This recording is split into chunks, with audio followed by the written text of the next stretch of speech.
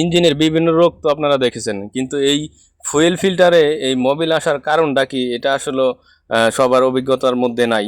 এটা কেন হইতাছে, কি কারণে আসতেছে, এটা আমার মাথায়ও ধরতেছে না। আমার হয়তো সম্ভবত যে ইঞ্জিন সাইডে কোনো প্রবলেম আছে। পিকআপ দেন গাইড ভাইজান, পিকআপ দেন গাইড। আমরা এই বিষয়টা আরেকটু ভালোভাবে বোঝার জন্য এক্সট্রা ফুয়েল লাইনের যে এক্সট্রা তেল আছে, এক্সট্রা তেল দিয়ে মানে বাইরে থেকে এক্সট্রা তেল দিয়ে ক্লিয়ার তেলটা দিয়ে আমরা গাড়ি রান করে দেখলাম যে ইঞ্জিনে যদি বড় ধরনের কোনো ট্রাবল থাকে তাহলে কিন্তু এই তেলের সাথে মোবিলটা চলে আসতো আর ডিজেলটা কালো হয়ে গেল।